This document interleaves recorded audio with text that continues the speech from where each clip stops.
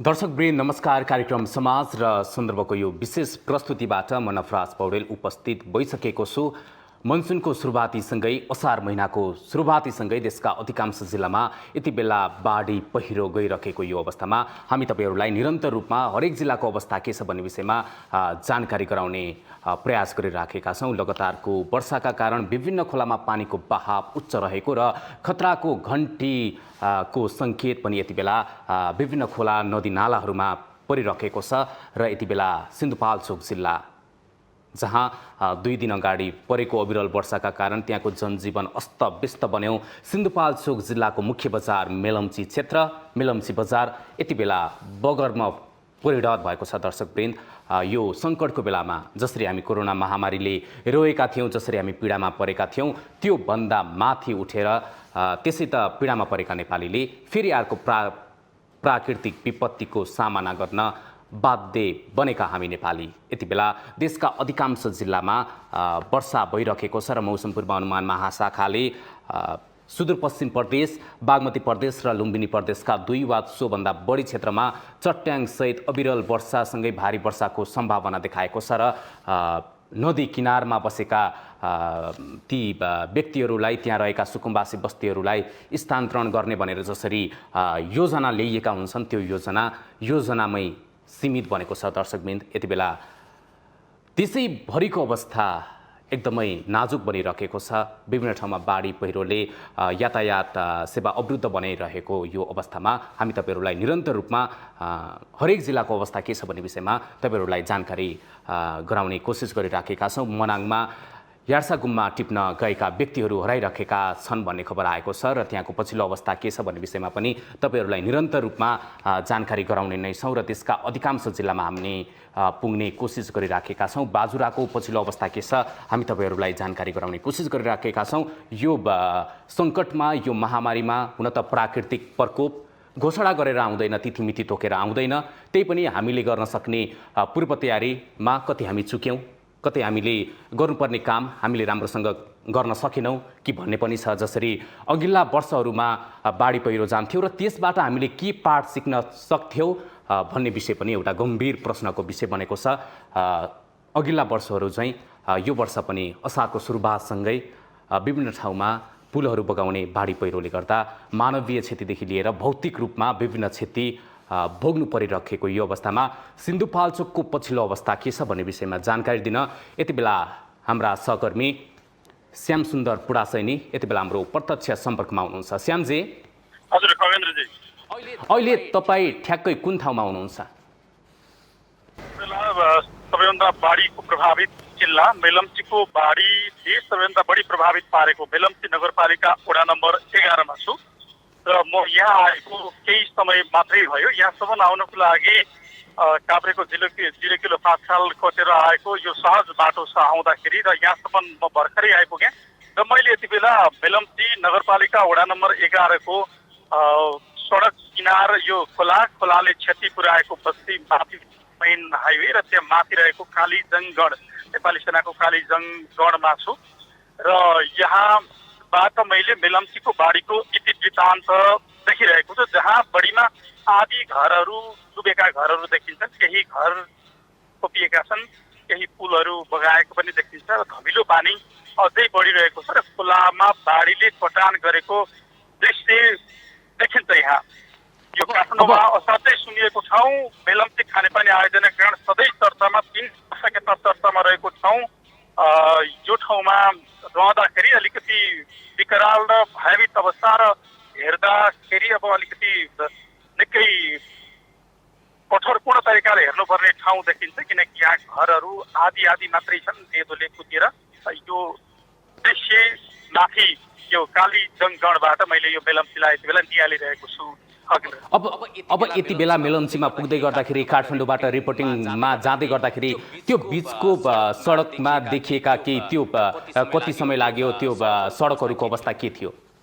म काठमाडौँबाट आउँदै गर्दा विगतको जस्तै सहज अवस्था र पिच बाटो र विगतमा अलिकति निर्माणाधीन अवस्था त्यो बाटो पनि अहिले सहज छ र अहिले काठमाडौँबाट साखु हुँदै माथि जहरसिंह पोवाबाट मेलम्ची आउने बाटो अलिकति भत्किएको छ भन्ने जानकारी पाइसकेपछि हामी बिचबाटै बाटो बदलेर यता काभ्रेको धुलिखेल हुँदै 5 साल हुँदै 0 किलो हुँदै यहाँ आइपुग्यौँ र त्यताबाट आउँदाखेरि सिपाघाट हुँदै आउँदै गर्दाखेरि मेलम्ची नगरपालिका वडा नम्बर 10 पारिपट्टि देखिन्छ भने मेलम्ची नगरपालिका वडा नम्बर 11 को करिडोर हुँदै मेलम्ची बजारमा आइपुग्ने बाटो छ र यहाँ आइपुग्ने बाटो चाहिँ सहज अवस्था लाग्यो र यहाँ आइसकेपछि मेलम्ची नगरपालिका वडा नम्बर केही घरहरू 4-5 घरहरू क्षति पुर्याएको भन्ने जानकारी आयो 3 नम्बरमा 9 नम्बरमा 10 नम्बर 11 नम्बरको पारिपट्टि हो त्यहाँ 20-25 घरहरू पुरिएको छपिएको अवस्था छ भने सबभन्दा एपिसेन्टर बाढीको एपिसेन्टर रहेको मेलम्ची नगरपालिका वडा नम्बर 11 मा छौँ यहाँ रुद्र अधिकारीजीसँग पनि यहाँ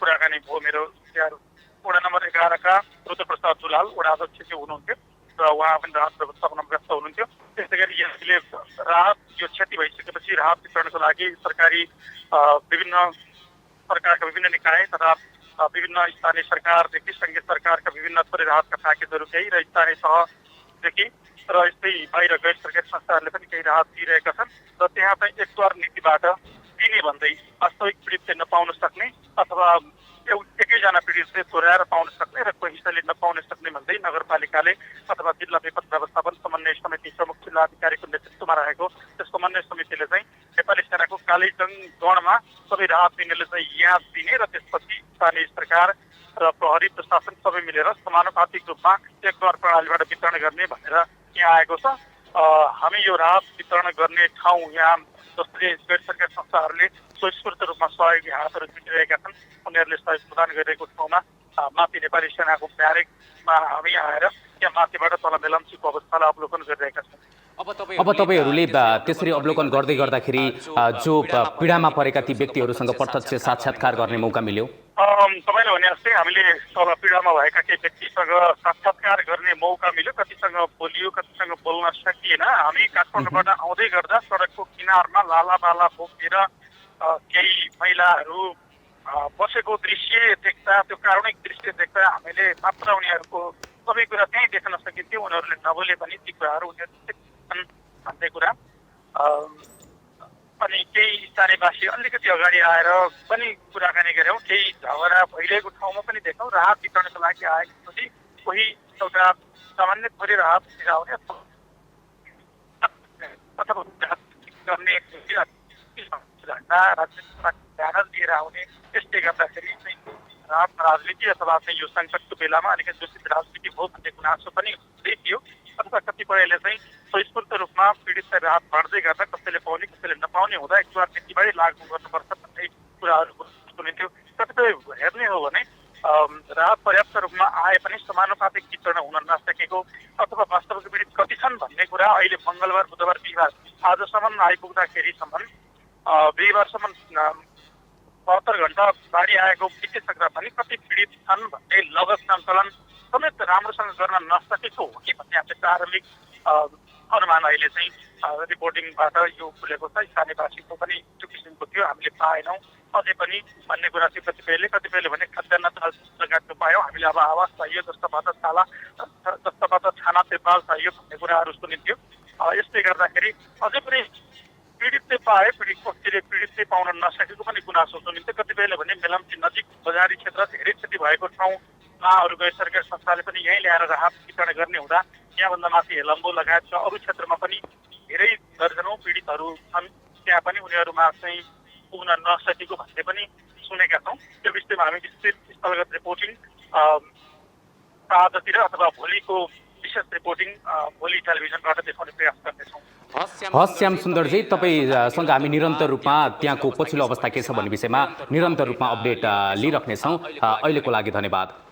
उहाँ हुनुहुन्थ्यो सहकर्मी श्याम सुन्दर पुडासैनी। पछिल्लो मेलम्चीको पछिल्लो अवस्था मेलम्ची बजार यति बेला बगरमा परिणत हुँदै गर्दाखेरि मेलम्चीको पछिल्लो अवस्था के छ भन्ने विषयमा जानकारी दिँदै हुनुहुन्थ्यो।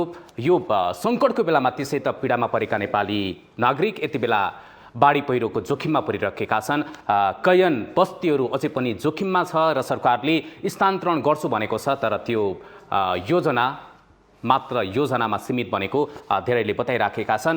बाढी पहिरोले आक्रान्त बनाइरहेको छ, वितण्डा मच्चाइरहेको छ र हामी देशका अधिकांश जिल्लाको अवस्था के छ भन्ने विषयमा तपाईँहरूलाई निरन्तर रूपमा जानकारी गराइराख्नेछौँ। 2 दिन अगाडि जसरी सिन्धुपाल्चोकको मुख्य बजार मेलम्चीमा आएको बाढी पहिरोले गर्दा त्यहाँ छेद विच्छेद बनेको छ, जसरी बाढी पहिरोले वितण्डा मच्चाएको थियो र जिल्ला प्रशासन कार्यालय सिन्धुपाल्चोकले हराएका 20 जनाको नाम नै सार्वजनिक गरिसकेको छ।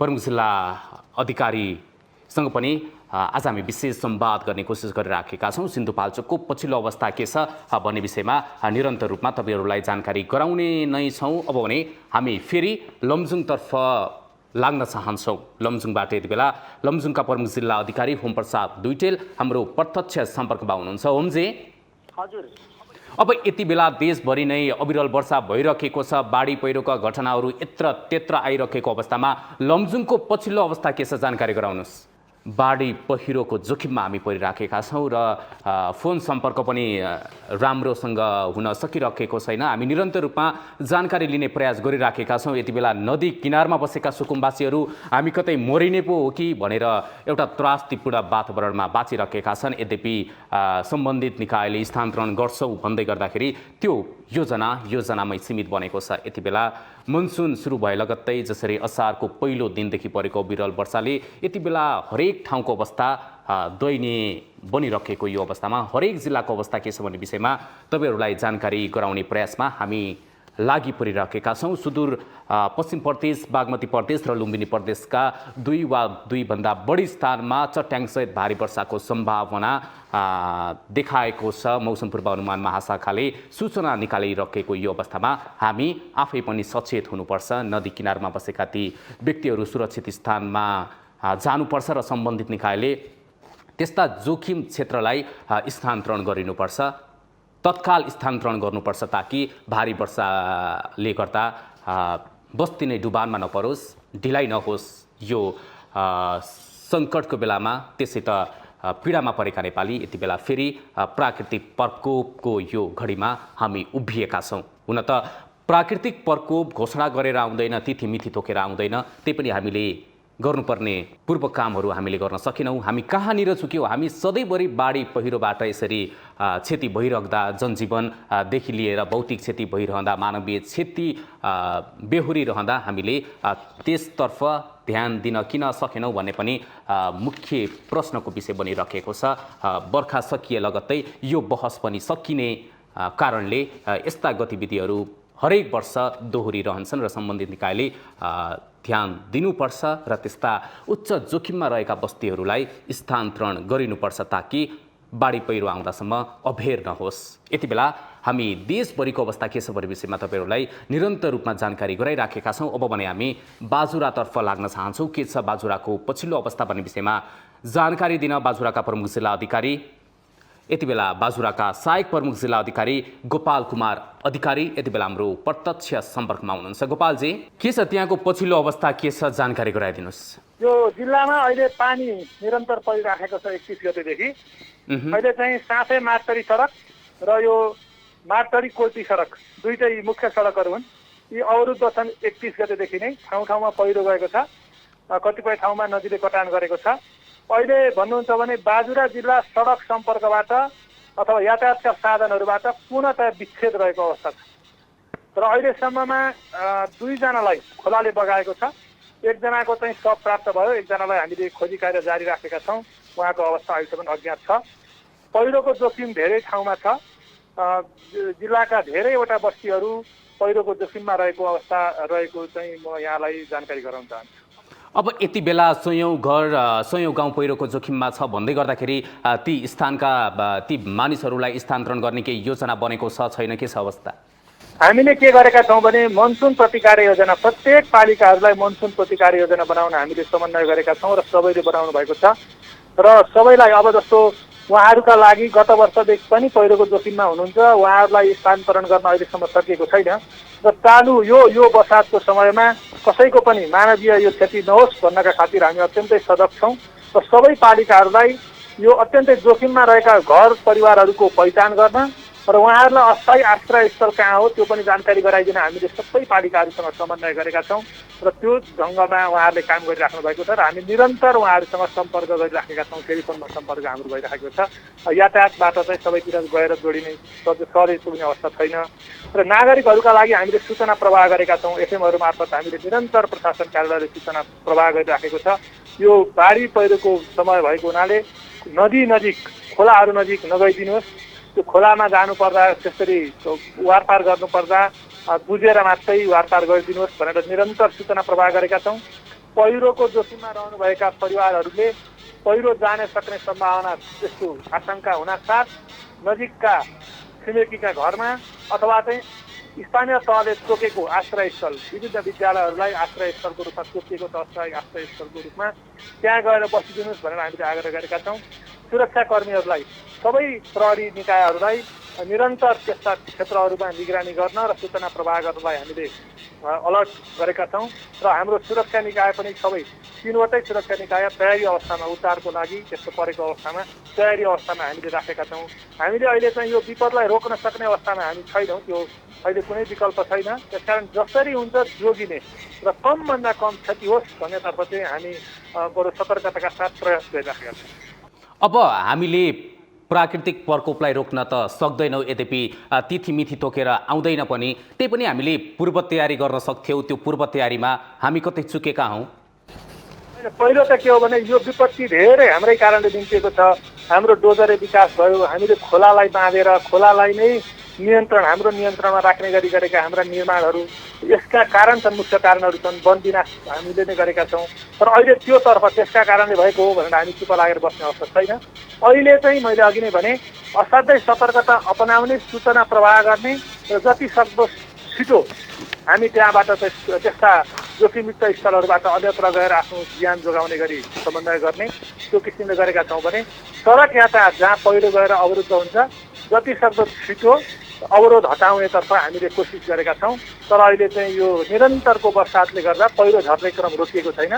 सफा गर्नलाई पनि हामीले सकेका छैनौँ र करिब 3-4 दिनदेखि हामी सबै सडक सञ्जालबाट चाहिँ एकदमै वञ्चित भइरहेको अवस्था। अब यति बेला उद्धार गरिएका व्यक्तिहरूलाई कहाँ कसरी राख्ने केही छ योजना?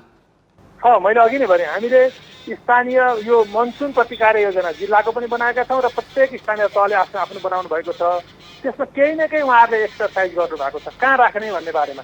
र अहिले हामीले निरन्तर स्थानीय तहलाई र हाम्रा सुरक्षा निकायहरूलाई के भनेका छौँ भने त्यो जोखिममा रहेका परिवारहरूलाई विपद आइलागिहाल्यो भने फलान ठाउँमा गएर बस्ने है भन्ने त्यो सूचनाहरू तपाईँले प्रवाह गर्नुहोस् भनेर त्यो प्रवाह गर्ने त्यो प्रयत्न गरेका छौँ भने अरू हाम्रा तयारीहरू जे सामानहरू जे चाहिने हो डोजर एक्सकाभेटरहरूलाई तयारी अवस्थामा राख्ने सडक डिभिजन कार्यालय र या पूर्वाधार कार्यालय जस्तै 2टा मुख्य सडकहरू उहाँहरूको अन्तर्गत छन्।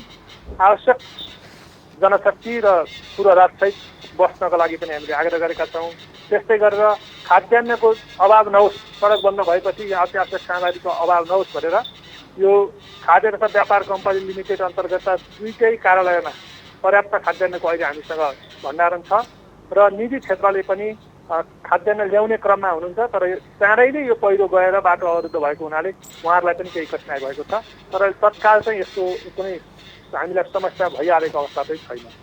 अब सिडिओ साहेब, अब नदी किनारमा रहेका सुकुम्बासीहरू जो यति बेला कति बेला खोलाले बगाउँछ भन्ने चिन्तामा परेका छन्, उनीहरू जो आफै पनि बाहिर जान सक्दैनन्, ती बस्तीहरूलाई, ती सुकुम्बासी बस्तीहरूलाई स्थानान्तरण गर्नुपर्ने जिम्मा त तपाईँहरूको पनि त हो नि? होइन, त्यो छँदैछ। तर यो अब यो मेगा प्रोजेक्ट हुन जान्छ। यसमा चाहिँ जिल्ला प्रशासनले मात्रै गर्न सक्ने कुरा पनि भएन र अहिले तत्काल यो बेलामा गर्न त झन् सक्दै सकिँदैन। अब अहिले हामीले त्यो कसले गरौँ कसले गरेन भनेर वाद विवाद गर्ने समय पनि छैन। यो मनसुन पछि फेरि यसमा हामीले छलफल गर्ने बहस गर्ने कुराहरू हुन्छन्। अहिले चाहिँ जसरी हुन्छ जोगाउने र स्थानीय सरकार अब 3 तहको सरकार भइसकेपछि मानिसहरूले आशा गर्ने पनि सबभन्दा धेरै स्थानीय तहसँगै हो, आक्रोश व्यक्त गर्ने पनि त्यही हो र स्थानीय तहले नै त्यहाँ नागरिकहरूलाई कसरी जोगाउने भन्ने बारेमा उहाँहरू सक्रिय हुनुपर्छ।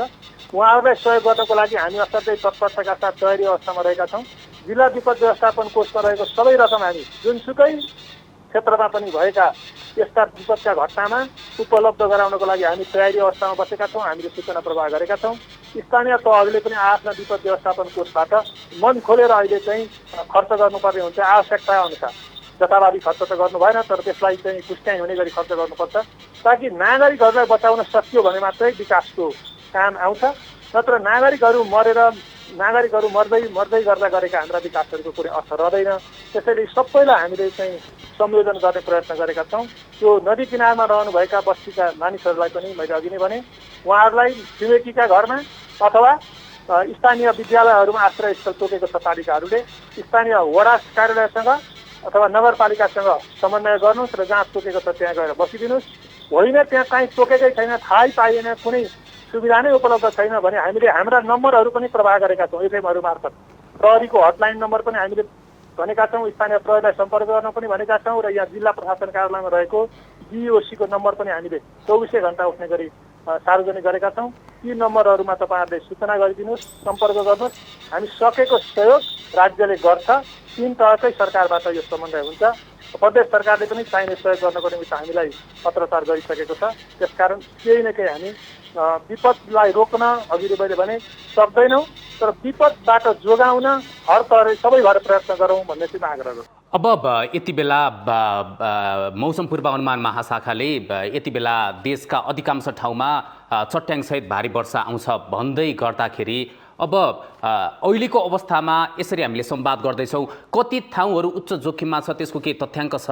यो विभागमा हामीले चाहिँ यहाँ विपद व्यवस्थापन समितिले विभिन्न निकायहरूबाट सङ्कलन गरेको हेर्दा अहिले करिब 120वटा जति गाउँ बस्तीहरू चाहिँ जोखिममा रहेको भन्ने छ। यसो सुन्दा त्यो धेरै हो कि भन्ने पनि लाग्छ, तर गएर हामीले सबै हेऱ्यौँ भने यस्तो भूगोल छ यो, त्योभन्दा बढी साना साना टोलहरू त्योभन्दा बढी पनि जोखिममा होलान् भन्न सकिन्छ। तर जोखिमलाई पनि फेरि प्राथमिकीकरण गर्नु पर्यो। सबै बस्तीहरू तत्कालै यो पहिरोले क्षति गरिहाल्ने त्यस्तो अवस्थामा छैन, तर कहिलेकाहीँ दुर्भाग्यवश हामीले नसकेका ठाउँमा पनि पहिरोहरू आइदिन्छन्। त्यसैले ती जोखिमयुक्त बस्तीहरू चाहिँ धेरै छन् हाम्रा, तर तत्कालै स्थानान्तरण गर्नुपर्ने बस्ती चाहिँ त्यति धेरै छैनन्। अहिले हामीलाई गत वर्षको मनसुनमा क्षति भएका घरहरूलाई पुनर्निर्माण पुनर्स्थापना गर्नको निमित्त राष्ट्रिय विपद जोखिम न्यूनीकरण तथा व्यवस्थापन प्राधिकरण अन्तर्गतबाट बजेट पनि प्राप्त भएको छ। यद्यपि बजेट केही ढिलो प्राप्त भयो र स्थानीय तहहरू चाहिँ आफ्नो यो वार्षिक योजना बनाउने क्रममा र आफ्नो वार्षिक कार्यक्रममा व्यस्त रहनु भएको हुनाले सुरु हुन सकेको छैन, तर बर्सात लगत्तै त्यो पनि सुरु होला। अहिले चाहिँ त्योतर्फ पनि काम चाहिँ अगाडि बढेको पनि मैले यसै सन्दर्भमा यहाँलाई जानकारी गराउन चाहन्छु। हस् गोपालजी, यो महत्त्वपूर्ण समय अनि संवादका लागि धेरै धेरै धन्यवाद। हस्, थ्याङ्क यू भेरी मच। उहाँ हुनुहुन्थ्यो बाजुराका प्रमुख जिल्ला अधिकारी गोपाल कुमार अधिकारी। बाजुराको पछिल्लो अवस्था के छ भन्ने विषयमा जानकारी गराउँदै हुनुहुन्थ्यो। हामी निरन्तर रूपमा देशका अधिकांश जिल्लामा यति बेला बाढी पहिरो गइरहेको अवस्थामा हरेक जिल्लाको अवस्था के छ भन्ने विषयमा तपाईँहरूलाई निरन्तर रूपमा जानकारी गराइराखेका छौँ। लमजुङको अवस्था के छ भन्ने विषयमा हामीले हिजो पनि कुराकानी गरेका थियौँ र पछिल्लो समय आजको दिनको लमजुङको अवस्था के छ भन्ने विषयमा जानकारी दिन यति बेला लमजुङका प्रमुख जिल्ला अधिकारी होमप्रसाद लुइटेल यति बेला हाम्रो प्रत्यक्ष सम्पर्कमा हुनुहुन्छ। होमजी, हजुर, के छ लमजुङको पछिल्लो अवस्था के छ, जानकारी गराइदिनुहोस्। लमजुङमा चाहिँ विशेष गरेर मर्साङदी नदी र दोर्दी नदीको कोरिडोरहरूमा चाहिँ क्षति भयो। यसको चाहिँ दोर्दी गाउँपालिकामा दोर्दी नदीले 18 घर बगायो र मर्साङदी गाउँपालिकामा 1 घर बगायो र जम्मा दोर्दी गाउँपालिकामा हिले भन्ने ठाउँमा 56 घर उच्च जोखिममा रहेका छन् र 5 घर डुबान पनि भएका छन् र जम्मा 103 घर चाहिँ को अवस्था जोखिमपूर्ण छ। 19 घर बगाएको, 79 घर जोखिममा रहेको र 5 घर डुबान भएको हुनाले 103 घर चाहिँ उच्च जोखिममा रहेका छन्। त्यसै गरी मनाङ जाने बाटो चाहिँ विभिन्न 5-6 ठाउँमा पहिरो गएर बन्द भएको थियो। 3 ठाउँको पहिरो चाहिँ हिजोदेखि लागेर सडक विभागको हेभी इक्विपमेन्टले खोलिसकिएको छ। अझै 3 ठाउँ बाँकी छ र त्यो आज बेलुकासम्म चाहिँ खोल्न सकिने गरी काम भइरहेको छ। त्यसै गरी लमजुङ जिल्लामा थुप्रै हाइड्रो पावरहरू छन्। यी हाइड्रो पावरहरूमा Himalaya hydro power, super Dordi hydro power, people's hydro power, liberty hydro power, यी सबै हाइड्रो पावरमा ठुलो क्षति भएको छ।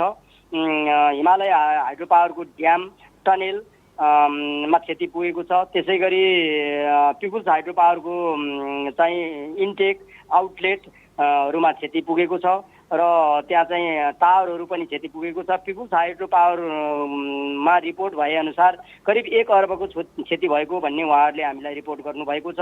र हिमालय हाइड्रो पावरको पावर हाउस पनि उच्च जोखिममा रहेको छ मर्स्याङदेखिको किनारमा। त्यसै गरी न्यादी हाइड्रो पावर, सुपर न्यादी हाइड्रो पावरमा पनि क्षति पुगेको छ। न्यादी हाइड्रो पावरको ड्याम साइड जाने 800 मिटर सडक चाहिँ बगाएको छ न्यादी खोलाले।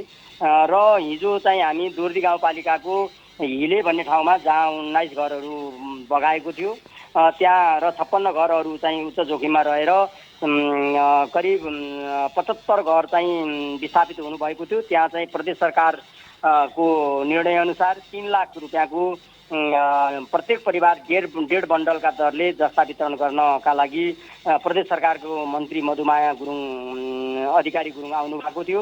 उहाँको हातबाट 1.5 बन्डल प्रति परिवार जस्ता पाता वितरण गऱ्यौँ र जिल्ला विपद व्यवस्थापनको तर्फबाट पनि प्रति परिवार 10,000 का दरले राहत वितरण गरेर हामी राति 10 बजे यहाँ आइपुगेका हौँ। र अन्य ठाउँमा जहाँ जनताहरूको घर जोखिममा रहेको छ, पहिरोमा परेको छ, डुबानमा परेको छ, उहाँहरूलाई राहत वितरण गर्ने काम गरिरहेका छौँ र विभिन्न सङ्घ संस्थाहरूले पनि राहत वितरण गर्न चासो देखाउनु भएको छ। हामीसँग सम्पर्क गरिरहनु भएको छ। हामीले एकद्वार प्रणालीमा चाहिँ राहत सामग्री जम्मा गर्न र यहाँ विपद व्यवस्थापनले सम्बन्धित गाउँपालिकाका अध्यक्ष मार्फत उपलब्ध गराउन हामीले उहाँहरूलाई अनुरोध गरिरहेका छौँ। र यसै गरी उद्धार राहतका कामहरू गरिरहेका छौँ लमजुङ जिल्लामा हामी।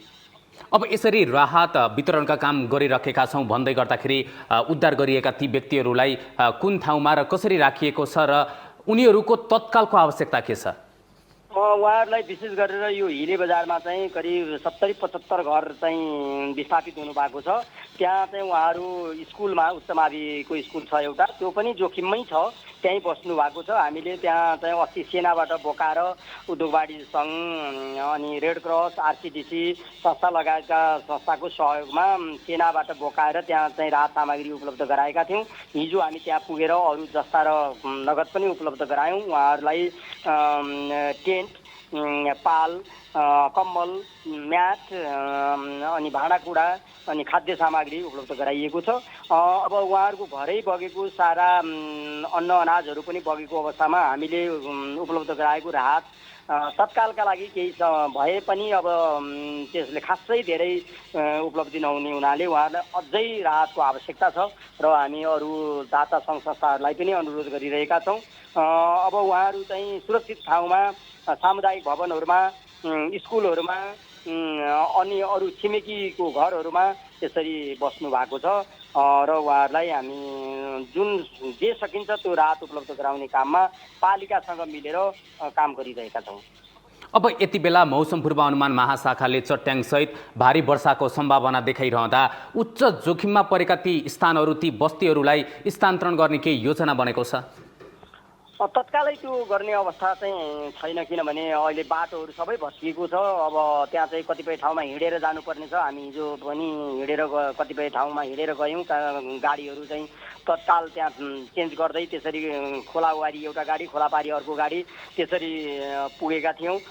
बाटोहरू छैन, बाटोहरू भत्किएको छ, नदीले बाटोहरू बगाएको छ, पुलहरू झुलुङ्गे पुलहरू पनि बगाएको छ र अब त्यो जोखिम रहेका बस्तीहरू पहिचान गरेर तत्काल स्थानान्तरण गर्न सक्ने अवस्थामा हामी तत्कालै पुगिसकेका छैनौँ। अब यो चाहिँ मौसम चाहिँ अब केही सुधार भएको छ, यहाँ आज चाहिँ पानी परेको छैन। त्यसकारणले अब यो बिस्तारै सुधार हुँदै गयो भने ती जोखिम भएका घरहरूलाई स्थानान्तरण गर्नुपर्ने अवस्था छ। अब हुन त प्राकृतिक प्रकोप तिथिमिथि तोकेर आउँदैन, त्यही पनि जसरी हामीले अघिल्ला वर्षहरूबाट सिक्नुपर्ने पाठ हामीले सिक्न सकेनौँ अथवा भनौँ हामी कहीँ चुक्यौँ, हामीले त्यो पूर्व तयारी गर्न सकेनौँ कि भन्न सक्ने ठाउँ छ? मलाई त्यस्तो लाग्दैन। अब किनभने हामीसँग साधन स्रोतको पनि सीमितता हुन्छ। अनि अर्को कुरो चाहिँ कुन ठाउँमा बाढी आएर कति क्षति गर्छ भनेर पहिल्यै अनुमान गर्न सकिँदैन र हामीले चाहिँ यो विपदको लागि योजना बनाएर काम गरिरहेका थियौँ। त्यसमा उद्धार गर्ने इक्विपमेन्टहरू तयारी अवस्थामा थिए। हामीले राहत सामग्रीहरू पाल त्रिपाल खाद्य सामग्री भाँडाकुँडा लत्ता कपडा म्याट कम्बल लगायतका सामग्रीहरू चाहिँ जो गरेर राखेका थियौँ। जो तत्कालै बाटो नहुँदा पनि सेनाबाट बोकेर भए पनि हामीले उहाँहरूलाई पुर्यायौँ। पालिकासँग चाहिँ समन्वय गर्न सक्यौँ। पालिकाहरूले पनि तत्कालै उहाँहरूसँग भएको साधन स्रोतलाई उपयोग गरेर तत्काल उहाँहरूको बस्ने व्यवस्थापनदेखि लिएर राहत सामग्रीहरू उपलब्ध गराउनुभयो। त्यसकारणले हामी जति गर्न पर्ने थियो जति गर्न पर्थ्यो त्यति गर्न सकेनौँ होला, तर मलाई चुके जस्तो चाहिँ लाग्दैन। हाम्रा साधन स्रोत पनि सीमित छन् र त्यो तत्कालै फोरकास्ट गर्न सक्ने अवस्था पनि हुँदैन। त्यसकारणले हामीले जे हुन्छ त्यो हाम्रा योजना र तयारी अनुसार काम गर्ने हो त्यो गरिरहेका छौँ। अब यति बेला भारी वर्षा हुँदैछ, बाढी जाँदैछ, पहिरो जाँदैछ भनेर त्यहाँका स्थानीयहरूलाई केही प्रविधिबाट अथवा भनौँ मोबाइलमा एसएमएसबाट केही त्यस्तो जानकारी दिने केही योजनाहरू बनेको छ छैन? त्यस्तो चाहिँ हामीसँग प्रविधिहरू छैन। हामीले चाहिँ यहाँ चाहिँ हाइड्रो पावरहरू भएका ठाउँमा हाइड्रो पावरबाट चाहिँ त्यहाँ तटीय क्षेत्रका जनतालाई अस्ति बाढी आएको दिन चाहिँ अलार्म बजाएर साइरन बजाएर सूचित गरेका थियौँ। पालिकाका वडाध्यक्षहरू वडा सदस्यहरू पालिकाका अध्यक्षहरूलाई फोन गरेर यो चाहिँ तटीय क्षेत्रमा चाहिँ तपाईँहरू सूचना गर्नुहोस् भनेर चाहिँ सूचना गरेका थियौँ। यो यस किसिमको सूचना चाहिँ हामी गरिरहेका छौँ। तर प्रविधिकै कारणले प्रविधि नै युज गरेर कुन ठाउँमा कति जोखिम छ र तपाईँहरू कति सूचित हुनुपर्छ भन्ने अवस्था चाहिँ हाम्रो छैन। अब यति बेला लमजुङमा धेरै हाइड्रो पावरहरूमा क्षति पुगेको छ भन्दै गर्दाखेरि त्यो अनुमान गर्न सकिने अवस्थामा छ कति क्षति भएको छ भनेर? त्यसरी ठ्याक्कै अनुमान गर्न चाहिँ सक्ने अवस्था छैन। प्राविधिक रूपमा त्यसको मूल्याङ्कन गर्नुपर्छ होला। पिपुल्स हाइड्रोले करिब 1 अर्ब क्षति भयो भन्ने उहाँहरूले रिपोर्टिङ गर्नुभएको छ। यो पनि उहाँहरूको प्रारम्भिक रिपोर्टिङ हो। त्यसै गरी हिमालय हाइड्रो पावरको पनि हामी हिजो गएर हेर्दाखेरि ड्याममा पनि क्षति पुगेको छ, टनेलहरूमा पनि क्षति पुगेको छ। त्यसै गरी लिबर्टीमा क्षति पुगेको छ, लेटकोमा क्षति पुगेको छ, न्यादीमा क्षति पुगेको छ, सुपर न्यादीमा क्षति पुगेको छ। त्यसकारणले अब यसको चाहिँ प्राविधिक रूपमा मूल्याङ्कन नगरिकन यति नै क्षति पुग्यो भनेर भन्न सक्ने अवस्था चाहिँ छैन। तर समग्रमा भन्दा अरबौँ क्षति भएको छ। अब यति बेला भारी वर्षाको जसरी मौसम पूर्वानुमान महाशाखाले सूचना नै निकालेर भारी वर्षा हुँदैछ भन्दै गर्दाखेरि ती सम्पूर्ण नागरिकहरू जो खोला किनारमा छन् ती सुकुम्बासी बस्तीका ती व्यक्तिहरूलाई के भन्नुहुन्छ? उहाँहरूलाई चाहिँ हामीले त्यो जस्तो हिलेकै कुरा गर्दाखेरि हामी सिँचाइ कार्यालयमा भनेर सेना परिचालन गरेर अहिले हामीले तार जाली चाहिँ भोलिदेखि तार जाली लगाउने काम सुरु गरेका छौँ। अब यसै गरी हामी त्यो प्रोटेक्सनको काम पनि गर्न चाहिँ हामीले सुरु गरेका छौँ तत्कालका लागि। अब उहाँहरूले आफूले पनि तनाखो भएर खोला किनारमा बस्नु भएको छ। जो सुकुम्बासी बस्ती हो उहाँहरू अहिले तनाखो हुनुपर्ने छ र उहाँहरू त्यो बाढी पहिरो हेरेर नदी किनारकोबाट केही सतर्क भएर बस्नुपर्ने अवस्था छ। उहाँहरूलाई म हार्दिक अनुरोध पनि गर्दछु तनाखो भएर रहनका लागि र तत्काल केही त्यस्तो बाढी पहिरो र कुनै सङ्केत भयो भने हामीलाई तत्काल यो प्रमुख जिल्ला अधिकारीको फोन अथवा जिल्ला प्रशासन कार्यालयको फोन अथवा जिल्ला प्रहरीको कार्यालयको फोन अथवा रेड क्रसको फोन चाहिँ हामीले सार्वजनिक गरेका छौँ। त्यस्ता फोनहरू मार्फत पनि सूचना गरिदिन पनि हामी हार्दिक अनुरोध गर्दछौँ। हस् होमप्रसादजी, यो महत्त्वपूर्ण समय अनि संवादका लागि धेरै धेरै धन्यवाद। यहाँलाई पनि धन्यवाद।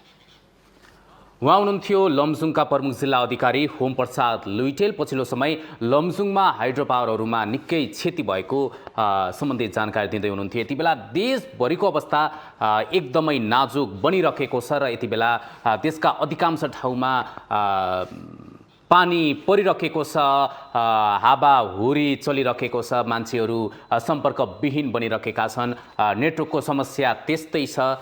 सँगै हामी यो अवस्थामा देशभरिको अवस्था के छ भन्ने विषयमा तपाईहरूलाई निरन्तर रूपमा जानकारी गराइराखेका छौँ र मौसम पूर्वानुमान महाशाखाले सुदूरपश्चिम बागमती प्रदेशसँगै लुम्बिनी प्रदेशमा चट्यानसहित भारी वर्षा हुने सम्भावना रहेको सूचना समेत निकालेको यो अवस्थामा हामी आफै पनि सचेत हुन जरुरी छ। ती बस्तीहरू जो खोलाको किनारमा छन् ती बस्तीहरूलाई प्रशासनले छिटोभन्दा छिटो स्थानान्तरण गरिनुपर्छ। धेरै स्थानीयहरूले यी स्थानान्तरणको काम यी योजनामै सीमित हुन्छ। हामी कहिले बाढी आउँछ हामी कहिले मर्छौँ भनेर यति बेला गुनासो गरिराखेका छन् र ती उच्च जोखिममा परेका ती बस्तीहरूलाई तत्काल स्थानान्तरण गरिनुपर्छ भन्दै अब भने हामी जाजरकोटतर्फ लाग्न चाहन्छौँ। के छ पछिल्लो समय जाजरकोटको अवस्था, बाढी पहिरोको अवस्था के छ, बस्तीहरू जोखिममा परेको खबर आइराख्दा के छ आजको दिनको त्यहाँको अवस्था भन्ने विषयमा जानकारी दिन यति बेला जाजरकोटका प्रमुख जिल्ला अधिकारी प्रेम प्रसाद देवकोटा यति बेला हाम्रो प्रत्यक्ष सम्पर्कमा हुनुहुन्छ। प्रेमजी, अब यति बेला देशभरि नै बाढी पहिरोको घटनाहरू सार्वजनिक भइरहँदा जाजरकोटको पछिल्लो अवस्था के छ जानकारी गराइदिनुहोस्।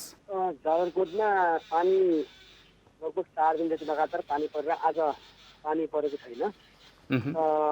हाम्रो यो जाजरकोटबाट लगभग जाजरकोटको एकदमै टाढा पाटनमा गाई वस्तुबाहुहरू चलाउन गएका 7 जना मानिसहरू 31 गतेदेखि बेपत्ता हुनुभएको थियो। उहाँहरू आज सम्पर्कमा आउनुभएको छ। उहाँहरू हाम्रो प्रहरी र स्थानीयको सम्पर्कमा आउनुभएको छ। उहाँहरूको अवस्था एकदम सामान्य रहेको छ र यो जाजरकोट जिल्ला देशभरिका यो पहिरोबाट जोखिम हुने जिल्लाहरूमध्ये 10 नम्बरभित्र यो अत्यन्तै जोखिम जिल्ला अन्तर्गत पर्दछ।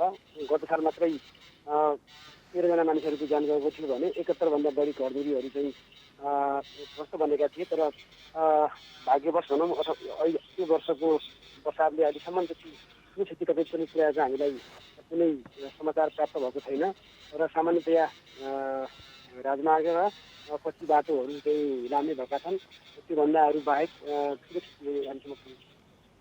अब यति बेला निरन्तर हावाहुरी र वर्षाको कारण बेपत्ता भएको खोजी अझै हुन सकेन भनेर समाचार सम्प्रेषण भइरहेको छ। आजको दिनको अवस्था के छ, उद्धारको काम कसरी चल्दैछ? हजुर सुनिएन हजुर। अब यति बेला हावाहुरीसँगै अविरल वर्षाका कारण उद्धार गर्न अझ भनौँ बेपत्ताको खोजी गर्न समस्या भइरहेको छ भन्ने थियो। आजको अवस्था के छ, तपाईँहरू खोजी कार्यमा जुट्नु भएको छ के छ?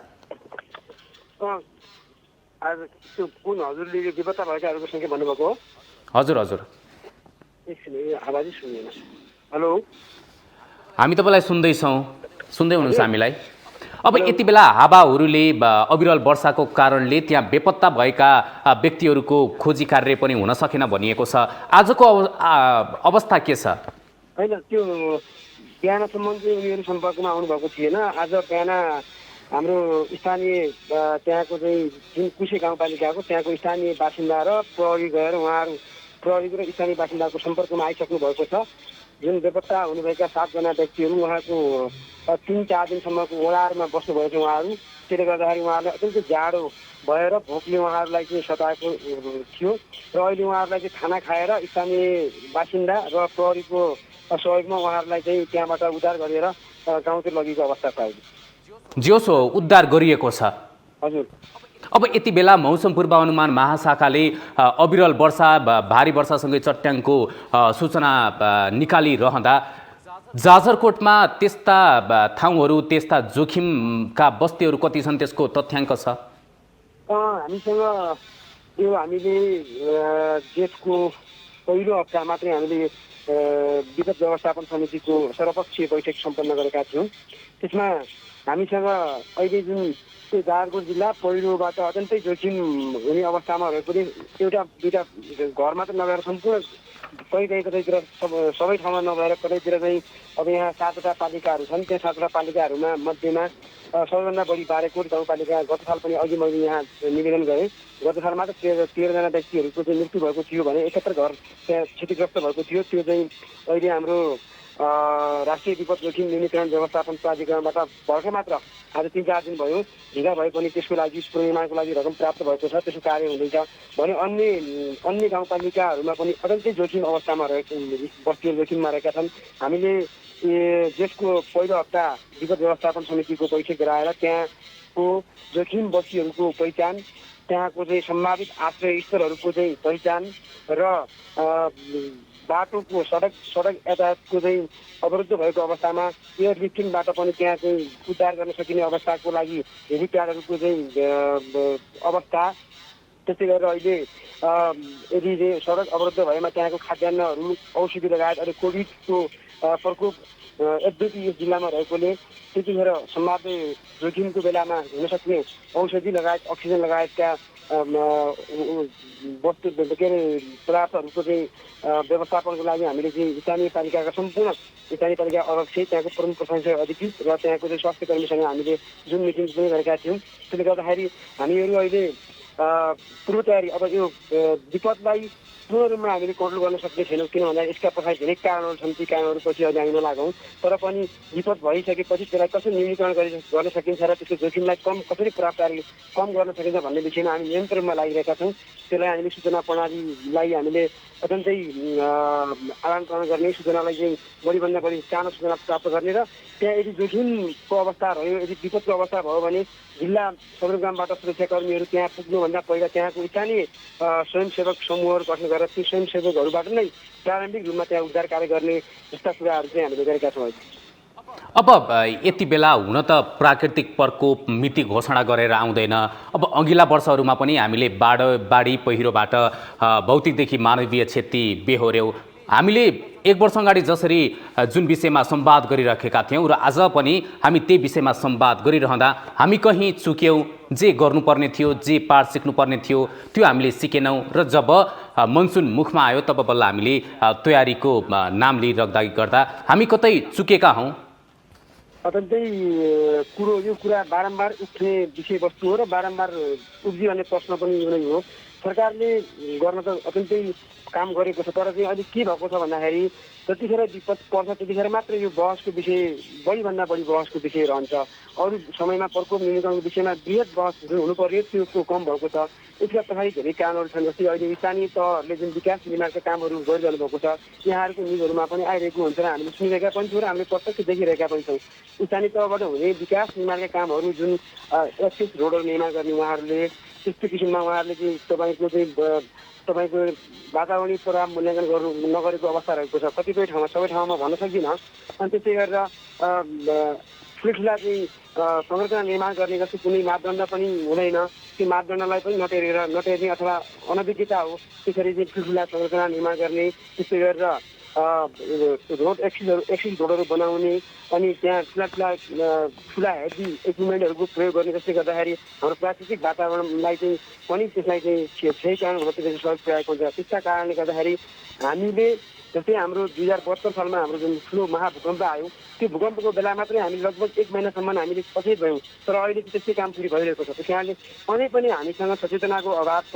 जबसम्म यो सम्पूर्ण जनताहरूमा र सम्पूर्ण सरकारमासँग सचेतना र यसको चाहिँ प्रभावकारी कार्यान्वयनको अभाव रहन्छ तबसम्म यस्ता घटनाहरू घटिरहन्छन्। तैपनि यस्तो घटना घटेको छ भनेर हामी पन्छिने अवस्था रहँदैन र हाम्रो जिल्ला प्रशासन कार्यालय र जिल्ला विपद न्यूनीकरण व्यवस्थापन समितिले यसको लागि पूर्व तयारी गरेको छ र हामीले योजनाहरू बनाएर अगाडि बढेका छौँ र यद्यपि अहिलेको मितिसम्म जाजरकोट जिल्लामा त्यस्तो ठुलो किसिमको चाहिँ क्षति हुन पाएको छैन।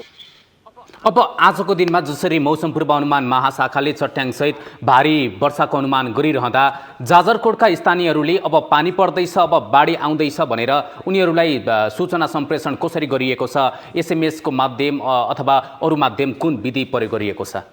हामीले अहिले हाम्रो जाजरकोट जिल्ला अब विकट भनेर हामीले त्यसको लागि कुनै त्यसको फाइदा मिल्ने अवस्था छैन। हामीलाई यो लगभग 1 हप्ताको लागि जल तथा मौसम विज्ञान विभागको मौसम पूर्वानुमान शाखाले जुन एउटा जुन प्रेडिक्ट गरेको छ, मौसम सम्बन्धी जुन पूर्वानुमान गरेको छ त्यो हामीसँग दैनिक रूपमा हामीसँग प्रत्येक समयमा हाम्रो यो प्रमुख जिल्ला अधिकारीको मोबाइलमा पनि त्यसको मेसेज आउँछ र हामीसँग चाहिँ त्यसको मेल पनि प्राप्त भएको हुन्छ। त्यसलाई हामीले सम्बन्धित पालिकामा त्यसलाई मेल गर्ने अनि हाम्रो फेसबुक अब सबैसँग फेसबुक हेर्ने त एक्सेस छैन, त्यो नभए पनि हामीले चाहिँ हाम्रो अफिसको फेसबुक माध्यमबाट हामीले चाहिँ त्यसलाई डिस्क्लोजर गरेका छौँ र सम्पूर्ण पालिकाहरूमा हामीले त्यसका सूचनाहरू छिनछिनमा सूचनाहरू चाहिँ दिइरहेका छौँ र हामीले हिजो अस्ति मात्रै हामीले जुन पानी परिरहेको थियो त्यो अवस्थामा यहाँका सम्पूर्ण स्थानीय तहहरूमा जुन जसको जोखिम अवस्थामा रहेका बस्तीहरू छन् अथवा नदी किनारमा रहेका बस्तीहरू छन् ती बस्तीहरूलाई यदि नदीको बहाव ठुलो भएर त्यो बस्तीलाई चाहिँ असर गर्न सक्ने हामीले त्यहाँ राखेर हामीले स्थानीय प्रहरी र स्थानीय चाहिँ तहहरूलाई समन्वय गरेर त्यहाँका बासिन्दाहरूलाई चाहिँ सजग हुनको लागि हामीले त्यहाँ टोली पनि पठाएका थियौँ र हामीले अहिले हामीले यो जुन त्यस्तो किसिमको हामीसँग टेक्नोलोजी अन्य कुनै टेक्नोलोजी छैन हामीले मेसेज मार्फत र मेल मार्फत र फेसबुकको पेज मार्फत हामीले यहाँका बासिन्दाहरूलाई चाहिँ अवेरनेस गरिरहेका छौँ। हस् प्रेमजी, यो महत्त्वपूर्ण समय अनि संवादका लागि धेरै धेरै धन्यवाद। हस्, धन्यवाद यहाँलाई पनि। उहाँ हुनुहुन्थ्यो जाजरकोटका प्रमुख जिल्ला अधिकारी प्रेम प्रसाद देवकोटा। पछिल्लो समय हावाहुरीसँगै आएको भारी वर्षाले जाजरकोटको अवस्था पनि निकै दयनीय बनेको छ र बेपत्ता भएका ती व्यक्तिहरूको उद्धार भइसकेको जानकारी गराउँदै हुनुहुन्थ्यो। यो सङ्कटको बेलामा त्यसै त पीडामा परेका हामी नेपाली, त्यसै त कोरोना महामारीले थिलो भएको देशमा फेरि प्रकृतिले पनि साथ दिएको छैन। दर्शकबिन्द, जसरी मनसुनको सुरुवातीसँगै, जसरी असार महिनाको सुरुवातीसँगै हामीले मानवीय क्षति पुग्न बाध्य बन्यौँ र विभिन्न भौतिक संरचनाहरू यति बेला ध्वस्त बनेका छन्। पुलहरू यति बेला जीर्ण भएको अवस्था छ, घर पुरिराखेको अवस्था छ। यति बेला हामी दृश्यमा देख्न सक्छौँ माटो जमेको छ, लेदो जमेको छ। सिन्धुपाल्चोक जिल्लाको मुख्य बजार मिलम्ची यति बेला बगरमा परिणत भएको छ। सिन्धुपाल्चोकको मिलम्चीमा आएको बाढीमा परेर बेपत्ता परेका 20 जनाको नाम नै यति बेला सिन्धुपाल्चोक जिल्ला प्रशासन कार्यालयले सार्वजनिक गरेको छ र त्यसमध्ये बेपत्तामध्ये 4 जना सम्पर्कमा आएको प्रशासनद्वारा जारी विज्ञप्तिमा उल्लेख गरिएको छ। दर्शकवृन्द, यति बेला हामी दृश्यमा देख्न सक्छौँ यो बाढी, यो पहिरो हामी नेपालीको नियति नै बनेको छ। जसरी हामीले 1 वर्ष अगाडि जसरी बाढी पहिरोको विषयमा बहस गरिरहेका थियौँ र आज पनि हामी त्यही बहसमा अड्किएका छौँ। आखिर हामी कहाँ चुक्यौँ? हामीले गर्न सक्ने काम हामीले गर्न सकेनौँ कि? हामीले सिक्नुपर्ने पाठ हामीले सिक्न सकेनौँ कि? अझै पनि खोला किनारमा भएका बस्तीहरू, ती सुकुम्बासी व्यक्तिहरूले यति बेला कति बेला बाढी आएर मरिने हो भन्ने चिन्तामा छन् र ती व्यक्तिहरू, ती जोखिममा परेका ती स्थानहरूलाई सम्बन्धित निकायले तत्काल स्थानान्तरण गरिनुपर्छ। हामी निरन्तर रूपमा तपाईँहरूलाई जानकारी गराइराखेका छौँ। देशका अधिकांश जिल्लामा यति बेला बाढी पहिरो गइरहेको यो अवस्थामा हामी तपाईँलाई सचेत हुन आग्रह गरिराखेका छौँ र सम्बन्धित निकायलाई छिटोभन्दा छिटो त्यस्ता जोखिम भएका स्थानहरू, ती स्थानहरूबाट ती व्यक्तिहरूलाई स्थानान्तरण गरिनुपर्छ भन्न चाहन्छौँ। यति बेला बाढी पहिरो खेपिरहेका छौँ हामीले। मिलम्ची बजार यति बेला बगरमा परिणत भएको छ। मिलम्चीको मात्र होइन, यति बेला देशका अधिकांश जिल्लाको अवस्था त्यस्तै छ।